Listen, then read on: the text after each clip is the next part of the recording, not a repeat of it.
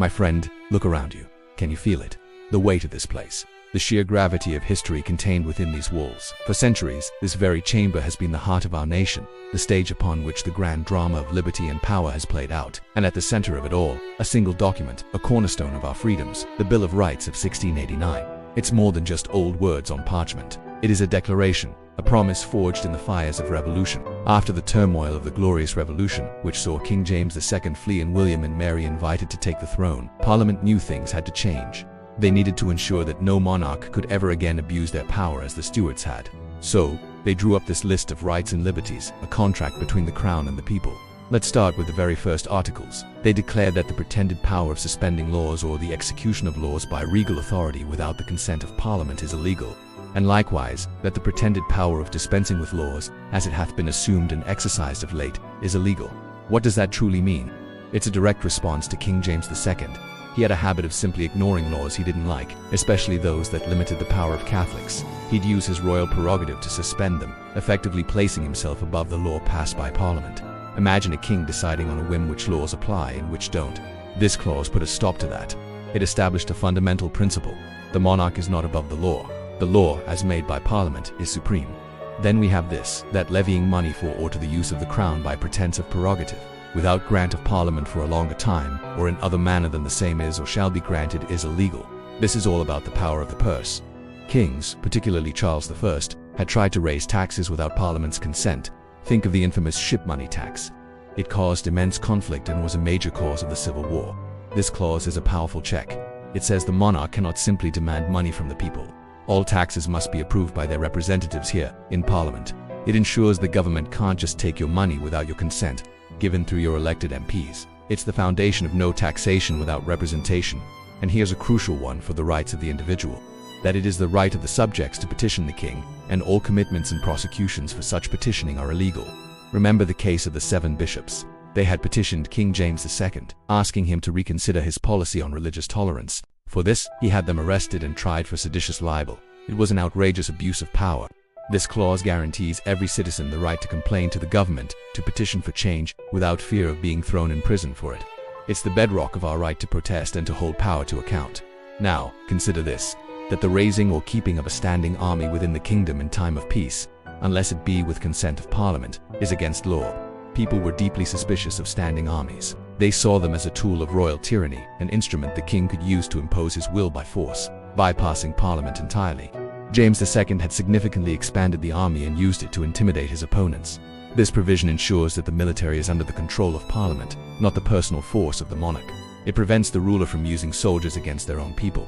The army serves the nation, not the whims of a single person. And linked to that is this, that the subjects which are Protestants may have arms for their defense suitable to their conditions and as allowed by law. This is a fascinating one, and often misunderstood.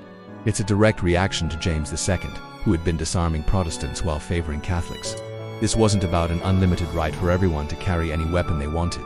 It was about ensuring that the Protestant population, which Parliament represented, could defend themselves against a perceived tyrannical Catholic-leaning monarchy.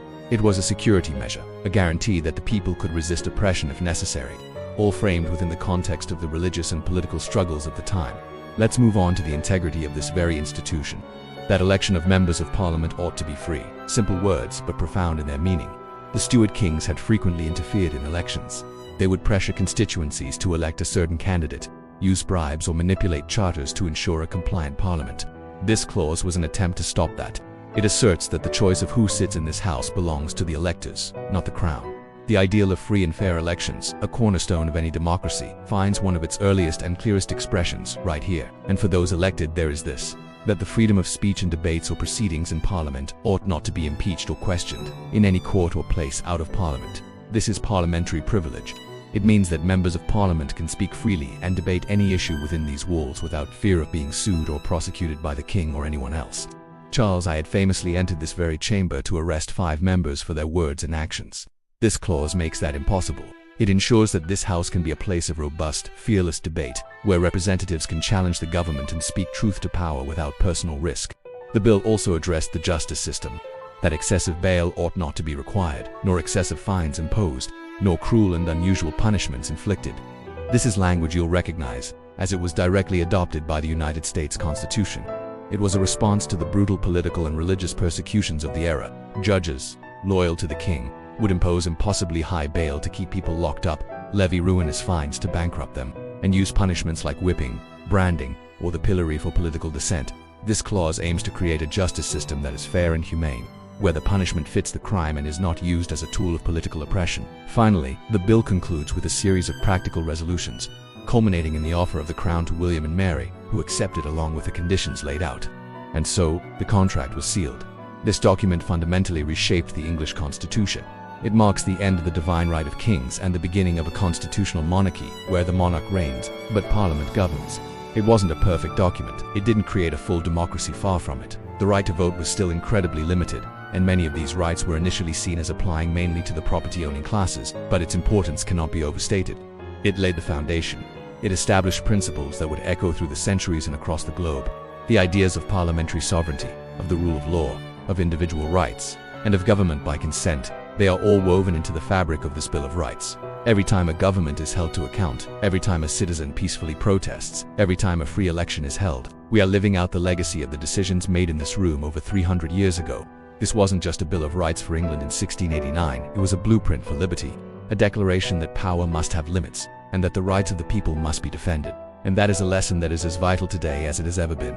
Thank you for joining me on this journey. If you found this interesting, please consider liking and subscribing for more explorations into our shared history.